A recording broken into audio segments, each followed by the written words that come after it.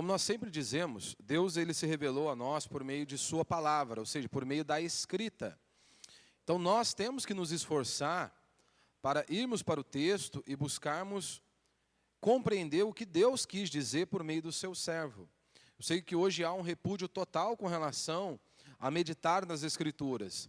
E você pode estar me ouvindo aqui nesta noite e querendo uma receita mágica para solucionar os seus problemas, né? Aquele 3 regrinhas ou 3 princípios para isso. Só que na vida cristã não há atalhos. Na vida cristã não há esses atalhos que muitos prometem. Não, se nós queremos de fato ouvir a Deus, ou sermos alimentados por Deus, nós precisamos meditar em sua palavra. Ou seja, nos debruçarmos diante das Sagradas Escrituras. E se Deus se revelou a nós por meio da escrita, por meio deste livro, nós precisamos nos esforçar para compreender a escrita. Eu sei que hoje, pouco, né, ou talvez ninguém aqui envie uma carta. Hoje você manda aí um áudio, né, pelo WhatsApp, até escrever já está difícil, né? Manda o áudio que é mais rápido e põe no 2 vezes ainda, né, para acelerar o trem ali. Mas veja, antigamente quando alguém enviava carta, ou se você manda uma mensagem de texto, o que você espera que a pessoa do outro lado, que vai receber aquela mensagem, faça? Você espera que, no mínimo, ela se esforce para tentar compreender o que você quis dizer, não é? Ou seja, que ela interprete corretamente o que você está dizendo. Porque, veja, se nós negligenciarmos as palavras, o significado das palavras, fica muito difícil. Porque imagine, você chega a uma esquina e está lá uma placa de pare. Só que para você o pare não faz sentido. Você segue adiante, vai haver uma colisão. O exemplo é bem tosco, mas hoje as pessoas simplesmente descartam o significado, o sentido das palavras. Então, se nós de fato queremos que Deus fale conosco, nós precisamos nos ater ao texto. Não é o que dá na cabeça do pastor, o que ele acha, né? E aí você fica refém do cara. Porque ele diz, olha, Deus falou comigo isso essa noite, ou eu senti isso. Pouco importa o que nós sentimos. Às vezes você comeu uma feijoada, foi dormir tarde pra caramba, aí você vai ter uns delírios, né?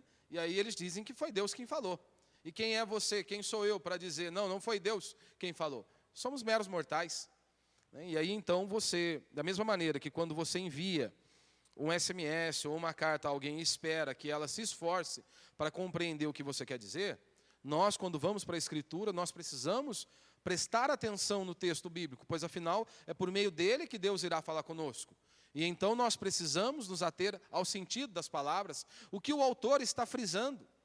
Qual é a tônica desse texto para que então nós possamos, né, com a graça do Senhor, assim sermos alimentados por meio das Sagradas Escrituras. Este salmo aqui não é diferente, né? Como toda a Escritura, você precisa se atentar às palavras, aquilo que o autor quer dizer, ou seja, inspirado por Deus, cheio do Espírito Santo, está orientando a igreja do Senhor.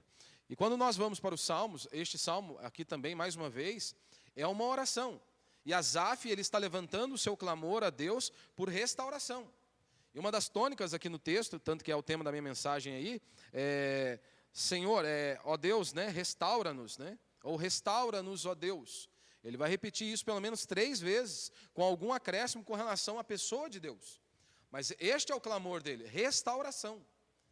Então, a oração de Asaf é justamente para que Deus pudesse restaurar o seu povo. E o contexto, mais ou menos aqui, o contexto, basicamente aqui, o pano de fundo, se você se lembra no Salmo 79, que nós já estudamos, o Salmo 79, Asaf, ele está lamentando pela queda de Jerusalém, da cidade de Jerusalém, ou seja, o templo dos judeus. Ou seja, como um todo, o reino de Judá. Que o povo havia sido dividido, e aí ficaram 2 tribos, né? 2 povos, o reino do norte e o reino do sul. No Salmo 79, Asaf, ele está lamentando pelo seu povo, o reino do sul. Agora, no Salmo 80, e aí você volta um pouquinho mais na história, você verá que ele está clamando a Deus pelo povo do norte.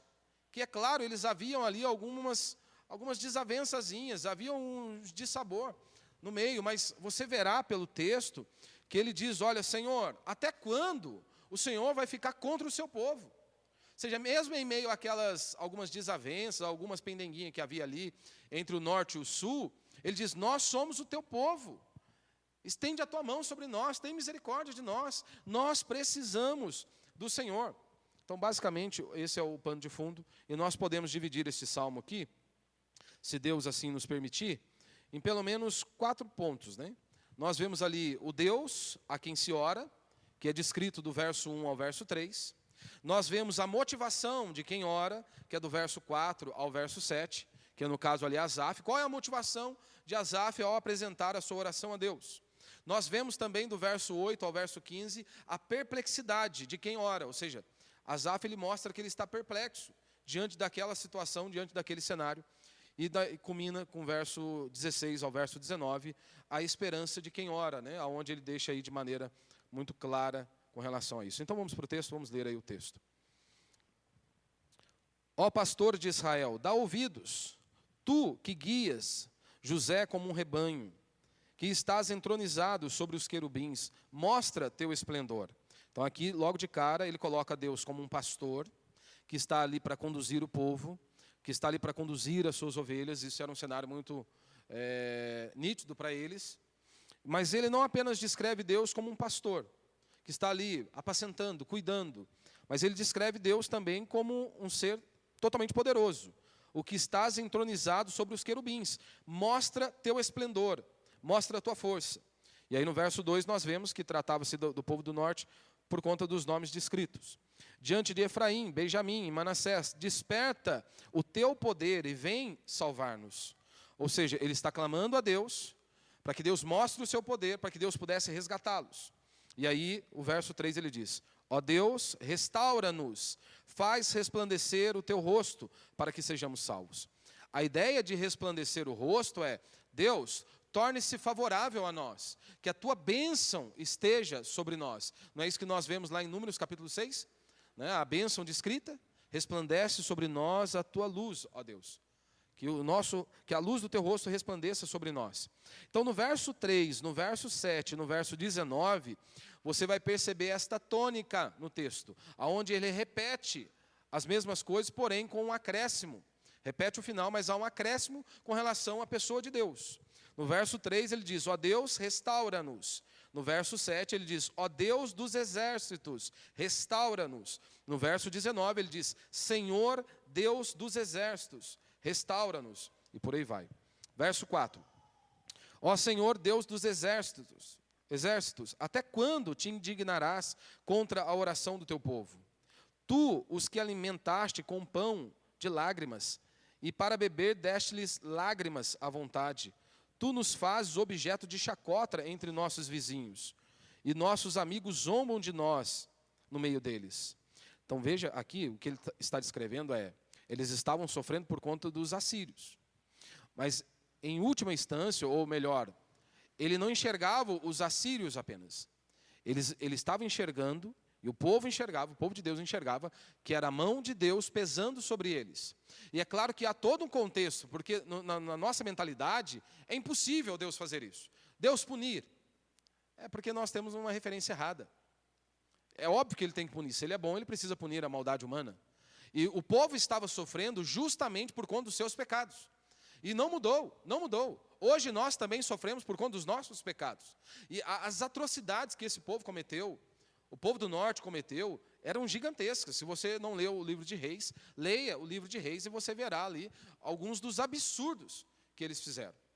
A ponto de, fora a idolatria e o abandono total a Deus, alguns chegaram a queimar os próprios filhos. Queimaram os filhos. E aí então você, diante deste cenário, né, ou seja, um povo totalmente podre, depravado.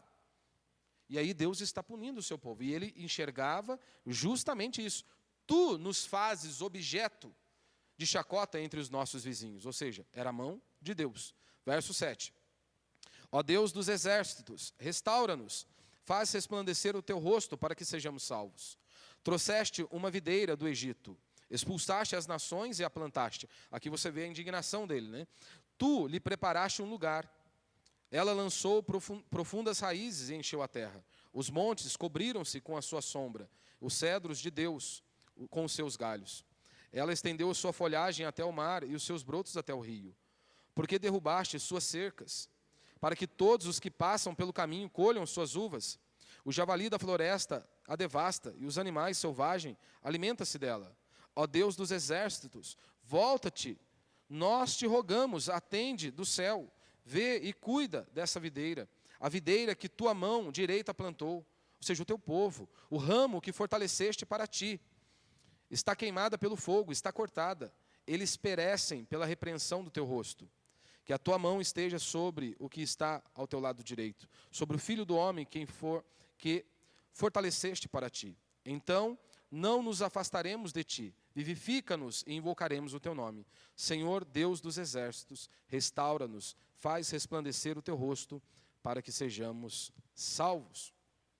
Então, meu irmão, todos nós, há dentro de nós o anseio por restauração. Tanto que hoje, se você já assistiu a vários programas de TV que trabalham com essa perspectiva, né, de restauração, de renovação e por aí vai. E todos adoram assistir.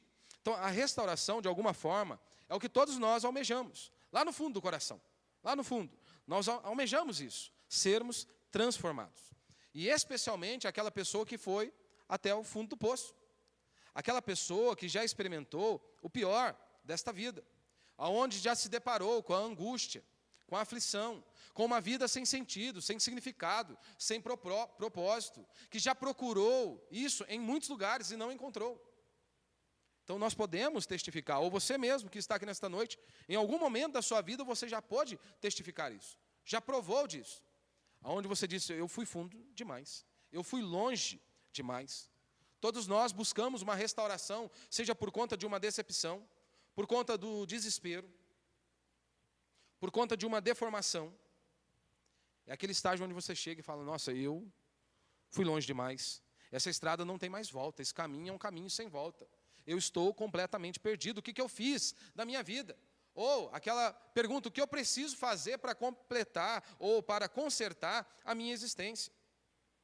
Aqui nós estamos diante de um salmo que clama, o salmista está clamando a Deus por restauração. Por restauração.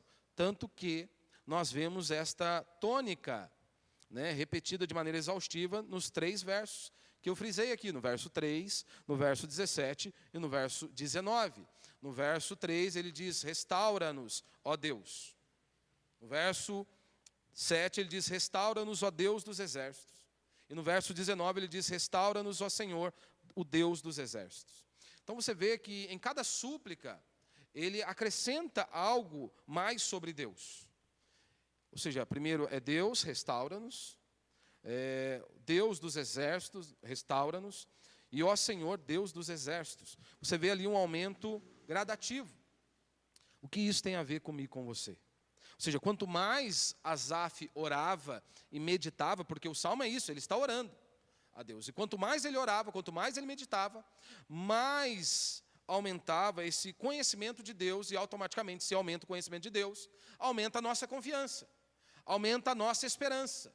E aí nós podemos acalmar o nosso coração. Quanto mais perto dele nós estamos, quanto mais intimidade, mais segurança. Então, por isso que talvez você possa estar aqui e estar apavorado. Porque se não há conhecimento de Deus, e se não há intimidade com Deus, e a intimidade só vem por meio do temor, ou seja, por meio do conhecimento da Escritura, é claro que você vai andar apavorado. Então, esse é o primeiro ponto, você vê um aumento gradativo. E esse aumento se dá por conhecer a Deus, por meditar em sua palavra. Segundo ponto que destaca aqui, ele está orando pedindo a mesma coisa. Ele está orando pedindo a mesma coisa, que a luz do teu rosto brilhe ou resplandeça sobre nós. Como eu disse, é um resumo da oração descrita, ou seja, da bênção de Arão descrita lá em Números capítulo 6. Que o teu rosto resplandeça sobre nós. Esse era o ápice da bênção. Que a mão do Senhor estivesse sobre eles. Então, veja, para Asaf, a restauração era nada mais e nada menos do que ter a bênção de Deus sobre eles. Ou seja, que o rosto do Senhor resplandecesse sobre eles. Ou seja, em primeiro lugar, isso significa justamente Deus tornando-se favorável ao seu povo. Que a bênção dele estivesse sobre o seu povo. E também nos leva à ideia de desejo. O desejo em voltar às origens. Ou seja, desejando ver a Deus, como Moisés um dia pediu, né? Senhor, eu quero te ver. Deus diz, não, você não pode me ver. Mas na verdade não é isso que todos nós desejamos. Não é isso que todo cristão genuíno almeja. E não é uma promessa bíblica. Que um dia nós estaremos com Ele por toda a eternidade, então o veremos, face a face. Então, em última instância, nós cristãos almejamos isso. estar com o nosso Senhor. Só que Asaf, ele compreendia isso. Toda essa desgraça, toda essa dor, todo esse sofrimento, não é por conta dos assírios. É justamente por conta dos nossos pecados, nós nos distanciamos de Deus, e a mão do Senhor não está sobre nós, e não apenas a sua mão, o seu rosto também não está sobre nós. E por isso essa ideia, né, de restaurar, ou seja, de voltar, de recobrar, de restaurar, que Asaf está clamando. Ele clama, ele deseja essa restauração. Ele desejava que o rosto de Deus se voltasse para eles. Essa era a oração dele, que Deus se voltasse para eles, que o coração deles se voltassem para Deus, ou seja, obedecendo a Deus, submetendo a Deus. E não a oração, não apenas Asaf desejava isso, mas esta era a oração, que o povo, que o coração do povo voltasse para o Criador, para o Senhor, de onde nunca deveria ter saído. Ou seja, do povo nunca ter negligenciado a palavra do Senhor. E então, o que está diante de nós, a primeira restauração que nós precisamos e necessitamos, todos necessitam. Sei que muitas vezes você pode estar com uma restauração, precisando de uma restauração no casamento, uma restauração na vida financeira, uma restauração em qualquer área da sua vida, mas a primeira é, de fato, o novo nascimento, de sermos restaurados, regenerados. Porque o problema do homem não é financeiro, não é conjugal, não é existencial. O problema dele é com Deus. Se você olha para a sua vida e a sua vida é desgraçada, infeliz, sem sentido, sem significado, sem propósito, o seu problema não é com o homem, o seu problema sempre será com Deus. Isso aqui só pode ocorrer por meio de Deus nos quebrantando, do Espírito Santo abrindo os nossos olhos e quebrantando o nosso coração, nos fazendo enxergar a nossa podridão, a nossa miséria. Porque eu e você, nós temos uma dificuldade tremenda de enxergarmos a nossa podridão. Nós somos arrogantes, nós somos impetulantes. Achamos que não precisamos de ninguém. Achamos que não precisamos de Deus e nem de ninguém. Então, essa é a restauração que todo homem e toda mulher necessita. Ser reconciliado com Deus Pai. E só há um caminho de volta. Só há um caminho de volta para casa. E é descrito de maneira enfática, nós só podemos ser reconciliados com Deus Pai. Não é por meio de obras, não é por meio da sua contribuição financeira. Não é por meio dos seus feitos. Porque a Bíblia diz que as minhas obras e as suas obras são como trapos de imundícia. E sermos reconciliados com Deus Pai não é Jesus mais Maria, Jesus mais Alá, Jesus mais Buda, ou Jesus mais a minha contribuição financeira. Jesus mais alguma coisa, esquece, não é mais nada. Nós somos salvos e só somos reconciliados com Deus Pai por meio de Cristo Jesus e de sua obra na cruz do Calvário. Que lá nós fomos reconciliados por meio da obra de Cristo Jesus e dos feitos de Cristo Jesus. E é claro que por isso que ele vai dizer, resplandece o teu rosto sobre nós, e então seremos salvos. Paulo resumiu essa questão da salvação, né, quando a Escritura aborda o tema da salvação, Paulo ele vai de maneira cirúrgica e descreve isso lá no capítulo 5, de maneira muito precisa. Ele vai dizer o seguinte, olha, quando nós estávamos completamente desamparados, Cristo veio na hora certa e morreu por nós, pecadores. É pouco provável que alguém morresse por um justo, embora talvez alguém se dispusesse a morrer por uma pessoa boa. Mas Deus prova o seu grande amor ao enviar Cristo para morrer por nós quando éramos pecadores. Ou seja, quando nós éramos pecadores. E uma vez que fomos declarados justos por seu sangue, certamente seremos salvos da ira de Deus por meio dele. Ou seja, só há um meio de sermos salvos da ira de Deus. Ira esta que fez Cristo tremer no Getsêmani. Hoje a cristandade vive de qualquer maneira. Cristandade, né? Aqueles que dizem ser crentes, mas que não são. Né? Vivem de qualquer maneira, por quê? Porque não há temor a Deus. Por isso vivem da maneira que vivem. Quando você olha para a igreja e olha para o mundo, é a mesma coisa. O índice de divórcio está nas alturas. Pessoas conduzindo as suas vidas do jeito que lhes dá na telha, ou seja, não se submetem a Deus, não se submetem à sua palavra. Isso é uma grande tolice. Se você diz ser cristão e não se submete à Escritura, é a coisa mais louca do mundo. Porque se eu digo ser cristão e eu não submeto à palavra de Deus, cara, eu devo arrumar qualquer outro título a mim, menos cristão. Porque o cristão, ele diz que tem um dono, ele tem um senhor. Ele é escravo de Cristo, não é isso que Paulo apresenta? Servo. E no grego é doulos. Doulos é o quê? Escravo. Escravo não tem vontade própria. Escravo, ele quer fazer a vontade do seu Senhor. Paulo diz, eu sou escravo de Cristo, eu vivo para Ele, e louvado seja Deus por isso. A pergunta é, você é esse escravo de Cristo? Nós somos? O nosso prazer está em fazer a vontade do nosso Senhor? E aí Paulo vai dizer, continua ainda no verso 10, né? Pois quando nós éramos inimigos de Deus, o nosso relacionamento com Ele foi restaurado pela morte de seu Filho. A morte de seu Filho, essa é a primeira restauração que nós precisamos. Uma vida sem sentido, sem significado, sem propósito, o seu problema é com Deus. E você deve clamar essa restauração. Porque você pode frequentar o prédio de igreja, seja nossa ou qualquer outra, por longos e longos anos. Se não houver um novo nascimento, você pode ter certeza. Pode ter certeza, se o seu corpo descer à sepultura, está condenado. Porque o que vai nos abrir o caminho de volta para casa não é tempo de igreja, não. Não é tempo de igreja, não. É se de fato houve o novo nascimento. Se houve arrependimento de pecado e confiança plena em Cristo Jesus, nas obras de Cristo Jesus e nos feitos de Cristo Jesus. Agora, tendo ocorrido esse novo nascimento, essa transformação genuína, aonde o Espírito Santo vem habitar em nós, nós devemos continuar nesta renovação constantemente.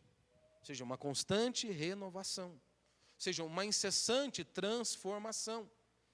Uma restauração, como é descrita aqui no Novo Testamento, e chamada de santificação. Como o autor de Hebreus vai descrever que sem santificação, ninguém verá a Deus.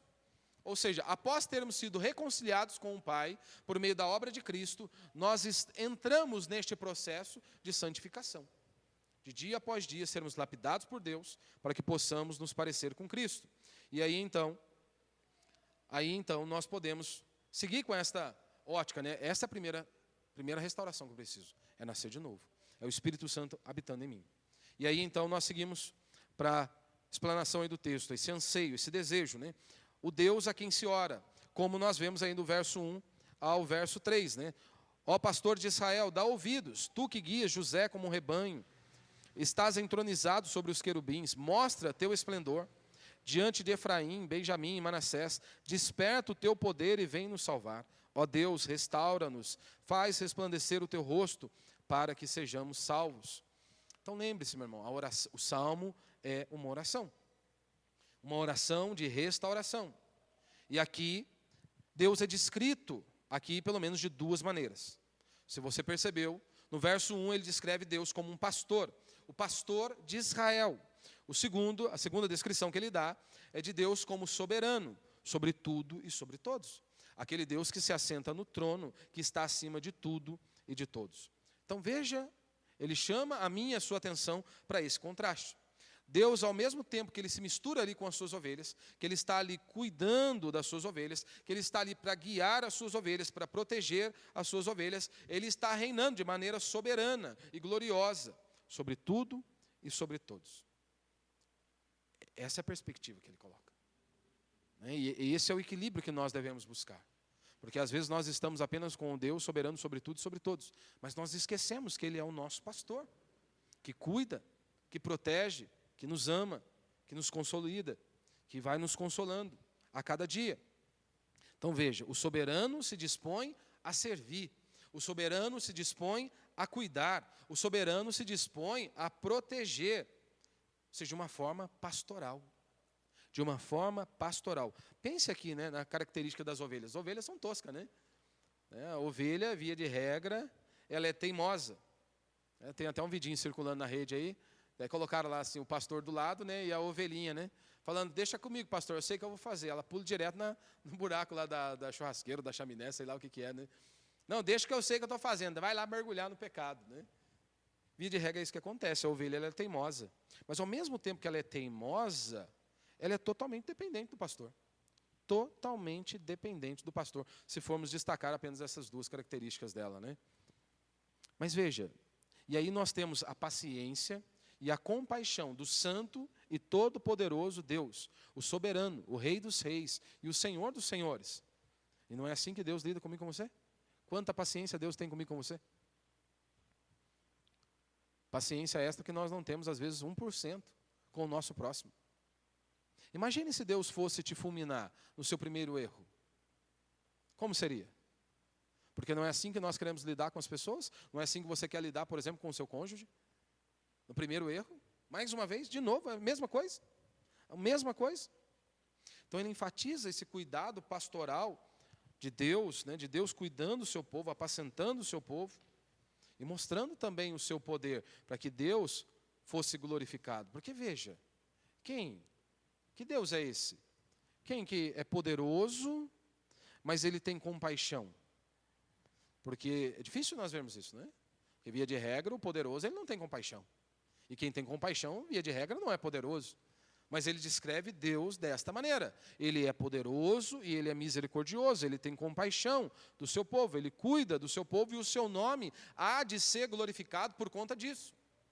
Porque as pessoas irão exaltar a ele. Esse Deus soberano, grandioso, sobre tudo e sobre todos, mas esse Deus pastoral, que cuida, que protege, que conduz o seu povo. E veja aqui, isso levou Asaf a orar a esse Deus, porque ele conhecia a Deus. Porque ele conhecia ao Senhor. E o pedido é para ele mesmo. Ele está pedindo, Senhor, restaura-nos. A ele e o seu povo. Mas veja, no final, toda oração bíblica, ela vai glorificar a Deus. Quando você não busca para os seus próprios deleites, não é? Isso que a Escritura nos ensina, Deus vai ser glorificado. O mesmo acontece aqui com Asaf. O pedido é para ele mesmo. Mas no final glorifica o doador. Glorifica quem? A Deus. Ou seja, porque o objetivo é que ele seja glorificado. Manifesta o teu poder. Mostra o esplendor da tua glória. É isso que ele está dizendo. Que o Senhor seja glorificado. Venha nos socorrer, ó Deus. Restaura-nos. Mas manifesta o teu poder, manifesta a tua glória, para que as pessoas adorem ao Senhor. Ou seja, esta é uma oração que glorifica a Deus. Uma oração que exalta ao Senhor, que bendiz ao Senhor. As nossas orações devem estar alinhadas com a palavra de Deus. Não é isso que Davi vai dizer também no Salmo 23? Senhor, por amor do teu nome, guia-me por amor do teu nome. Ele descansa em Deus, ele confia em Deus. Não é por causa do meu nome, não é por causa dos meus feitos, não. Porque Davi nem tinha. O homem, segundo o coração de Deus, que era frio, sanguinário e calculista. Como ele poderia ter a ousadia de pedir algo para Deus em seu próprio nome? Não. Ó Deus, faz isso por amor do teu nome. Do teu nome. Do teu nome. E é isso que eu e você, nós precisamos, a cada dia, nos atentar a isso. Que Deus seja glorificado. Ou seja, quando nós consideramos que a glória de Deus e o nosso socorro são completamente inseparáveis. Completamente inseparáveis. Quando Deus socorre, nos livra da condenação eterna. É a glória dele, ele há de ser glorificado. Então nós precisamos apreciar isso a cada dia mais. Precisamos, né? Paulo ele vai dizer isso lá em Timóteo, 1 Timóteo, capítulo 15, né? O seguinte, ó, esta é uma afirmação digna de confiança e todos devem aceitá-la. Cristo veio ao mundo para salvar os pecadores. E ele diz, eu sou o pior de todos. Veja, ele diz, Cristo veio ao mundo salvar os pecadores, do qual eu sou o pior. Do qual eu sou o pior.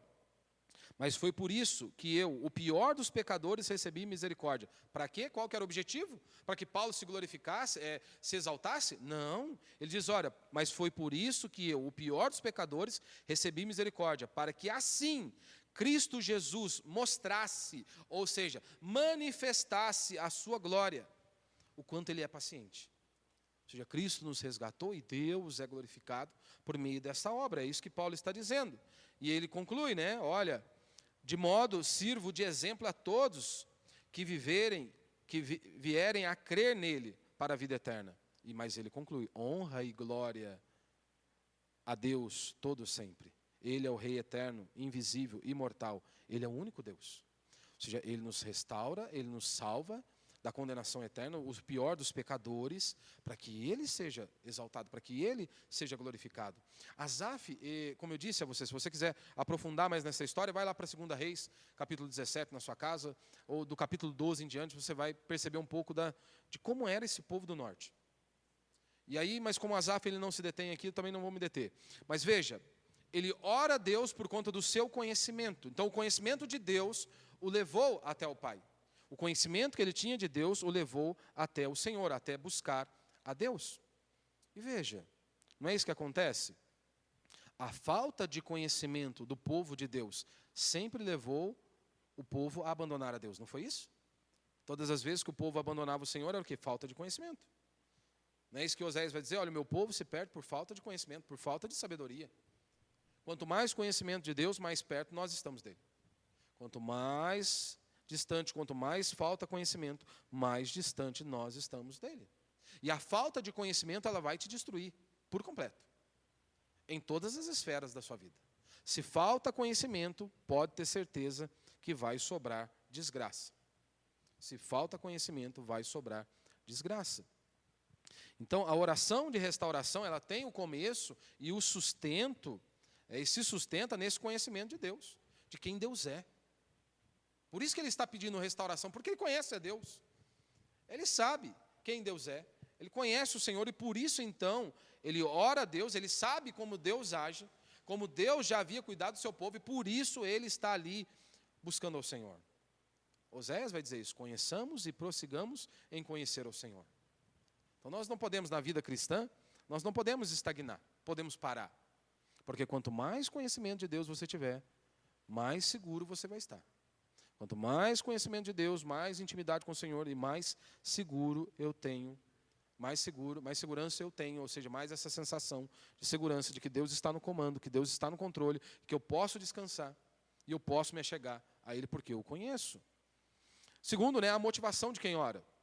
A motivação de quem ora está descrita aí do verso 4 ao verso 7, Ó Senhor, Deus dos exércitos, até quando te indignarás contra a oração do teu povo? Tu os alimentaste com pão de lágrimas, e para beber deste-lhe lágrimas à vontade. Tu nos fazes objeto de chacota entre nossos vizinhos, e nossos inimigos zombam de nós no meio deles. Ó Deus dos exércitos, restaura-nos, faz resplandecer o teu rosto para que sejamos salvos. Então veja, a motivação de quem ora é o sofrimento. O sofrimento levou a buscar a Deus. E não mudou, não mudou. Como já disseram, bem-vindo, ó sofrimento, pois tu nos levaste ao pé da cruz. Só que o sofrimento, diante do sofrimento, você pode trilhar basicamente dois caminhos. Se você entrou aqui nesta noite sofrendo, independente de qual seja o seu sofrimento, você pode seguir dois caminhos. Ou se prostra diante do Senhor, ou corre do Senhor. Ou o sofrimento te leva a buscar a Deus e reconhecer a sua pequenez, a sua fragilidade, ou você vai ficar revoltado. Você nunca será a mesma pessoa quando passa por grande sofrimento. Isso é inevitável. Quando nós passamos por grandes dores e grandes sofrimentos, é um divisor de água em nossas vidas. Aqui, a motivação de Asaf era o sofrimento. O sofrimento o levou para perto de Deus. E o seu conhecimento levou a orar a Deus, porque ele conhecia o Senhor. Agora, o sofrimento ele pode te levar para perto de Deus, ou ele pode te tornar uma pessoa ainda mais amarga. Isso é inevitável. Tipo assim, a mulher de Jó, amaldiçoa o teu Deus e morre. Tanta desgraça, tanto sofrimento. Mas a hora que tudo está bom, a hora que nós vemos a mão de Deus sobre nós, dinheiro, família, saúde, está tudo ok, louvado seja Deus. Quando a dor vem, o sofrimento vem, o luto vem, o desemprego vem, aí Deus não deve ser louvado, Deus não deve ser exaltado. Então nós temos que tomar esse conhecimento. Porque Asaf tinha certeza, ele via que aquele sofrimento era o julgamento de Deus sobre o seu povo. E veja por que isso é tão importante enxergar que o povo estava sofrendo, porque a mão de Deus estava pesando sobre eles. Por que é importante ter uma visão correta sobre isso?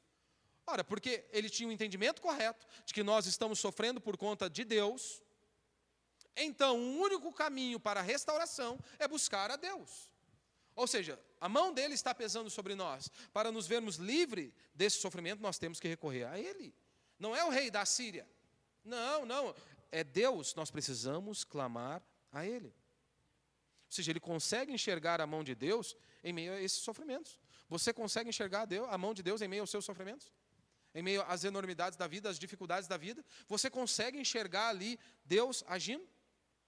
Ah, mas é duro demais. Se você ler o relato lá de 2 Reis, capítulo 17, do verso 5 ao verso 20, você vai perceber quão podre e depravado esse povo era, a ponto de queimar os próprios filhos. Adoravam a outros ídolos. Coisas assustadoras. Então, fique atento, Fique atento ao sofrimento. Fique atento, preste atenção. Fique atento para que você não venha cair nas ciladas do diabo em meio a essas dores, em meio aos sofrimentos da vida, que às vezes você pode cair nessas ciladas de Satanás. Que o sofrimento está ali para, Deus pode usá-lo para nos lapidar, para nos julgar, como está sendo o caso aqui, para trazer crescimento, né, para trazer transformação. Então fique atento ao sofrimento, que seja para o seu crescimento, e que você não venha cair nas armadilhas, nas ciladas de Satanás, porque o diabo pode fazer isso. Aquilo que poderia ser para o seu treinamento, você ser lapidado, transformado, você pode começar a ouvir as vozes, ou a voz de Satanás, né, e questionar a bondade de Deus, o cuidado de Deus, a misericórdia de Deus. Não é isso que nós fazemos em meio ao sofrimento? Por que eu estou sofrendo? Eu sou fiel ao Senhor porque eu tenho vivido dias de angústia. A doença tem assolado a minha casa, o desemprego, não é? Agora, se eu creio que Ele é soberano, se eu conheço o meu Deus, eu posso confiar nele, eu posso descansar. É isso que Asaf está fazendo, e é por isso que ele estava orando a Deus. Porque ele sabia, em última instância, nós estamos sofrendo por conta dos nossos pecados. E só Deus pode nos livrar disso, só Ele pode operar em nossas vidas. Ou seja, essa perplexidade dele, é o que nós vemos aí do verso 8 ao verso 15, essa perplexidade, ou seja, ele olha para a nação, aquela nação que estava ali agora, ele lembra de como a nação havia sido resgatada, abençoada e firmada em Deus, mas agora parece que tem sido deixada de lado, entregue à própria sorte, num ambiente completamente hostil. Esta é a linguagem que ele usa aqui. Esta é a linguagem que ele está descrevendo. Você vê a perplexidade. A perplexidade dele nos encoraja a orar, a buscar a Deus. Nós não seremos os primeiros ou os últimos, né, a acharmos ou ficarmos sem respostas. Ou pelo menos achamos que estamos sem respostas. Nós não seremos nem os primeiros, nem os últimos. E nesses momentos onde parece que Deus não está falando, onde parece que nós não temos resposta, nós devemos nos lembrar quem Deus é. Quem é o nosso Senhor? Se nós podemos, de fato, confiar nele, depender dele, esperar nele, podemos depositar a nossa confiança nele, nós fomos chamados a isso, a confiarmos nele a todo instante. Mas hoje a cristandade não quer andar por fé. Imagine Deus dizendo a Abraão, pega a tua mulher e vai para a terra que eu vou te mostrar. Hebreus 11:1. A fé é a certeza das coisas que se esperam e a convicção de fatos que não se veem. Quantos de nós estamos dispostos a andar por fé? Poucos, não é? Poucos estão dispostos a realmente a confiar em Deus. Para muitos, o pastor deve confiar em Deus. Não, ele tem que acreditar que Deus há de sustentá-lo. A liderança da igreja, ela tem que acreditar que Deus está com eles, que Deus há de sustentá-lo. E nós, e você como indivíduo? Não foi chamado a confiar em Deus? Não foi. Eu creio que todos nós fomos chamados a confiarmos plenamente em nosso Deus.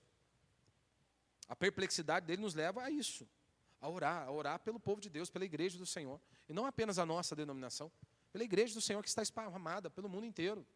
Nós devemos orar, é claro, pela nossa comunidade, pela nossa igreja local, mas nunca devemos nos esquecer que há nossos irmãos espalhados pelo mundo aí. E que muitos têm sido mortos simplesmente por dizerem, Jesus é o Senhor. Simplesmente por conta disso. Simplesmente por reafirmarem a fé em Cristo Jesus. Então eu e você fomos chamados a andarmos, a confiarmos plenamente em Deus a todo instante. Há muitas coisas que você não vai entender, mas confie. Porque, afinal de contas, eu creio que Deus, Ele tem, né, propriedade para isso, né? Para que eu e você possamos depositar a confiança nele, né? Até agora eu não vi Ele falhando, ou abandonando o seu povo, né, ou deixando o seu povo totalmente aí às traças, né? Quando há isso, é porque o povo se distanciou dele. Mas se você está fazendo o que Ele ordenou, fique tranquilo. Descanse, confie, espere em Deus. E aí nós encerramos com essa esperança de quem ora. Ou seja, ele ora a Deus porque ele conhece a Deus e ele espera em Deus. Ele confia em Deus. E ele descreve, né, isso de maneira muito categórica, essa esperança. Né? A esperança no quê? Na justiça de Deus, como ele descreve no verso 16. Ele descreve também a esperança no amor de Deus, como ele descreve no verso 17. No verso 18, ele tem essa esperança nas promessas de Deus. É isso que ele faz. Ele descansa, ele sabe quem Deus é. Como que eu e você, nós precisamos constantemente sermos lembrados, né? Disso, todos os dias. De tempo em tempo nós precisamos nos lembrar que a nossa esperança está em quem Deus é. Em quem Deus é. E Ele é justo num mundo de muita injustiça. Ele é justo. Ele é amoroso em um mundo cheio de ódio. Esse é o mundo que nós vivemos, não é? Ele é paciente quando nós vivemos aí muitas vezes quebrando as suas promessas, quebrando a sua palavra, pecando. Quantas vezes Deus tem sido misericordioso, paciente comigo e com você? Coisa que às vezes nós não conseguimos ser nem com a pessoa que nós mais amamos. E o nosso Deus mostra isso a nós a todo instante. A todo instante. Então que eu e você possamos nessa noite meditar nesse texto. Meditar nesse texto. Primeira coisa, se não houve um novo nascimento, essa é a primeira restauração que você precisa. Voltar-se para o Senhor. Porque se você acha que o mundo está difícil, que a caminhada está difícil, que há muitas dores e sofrimentos, hoje, longe de Deus, é esse o destino. E aqui nesse mundo é apenas o início do sofrimento. O pior é quando o seu corpo descer à sepultura. Porque um dia você vai morrer. Isso é inevitável.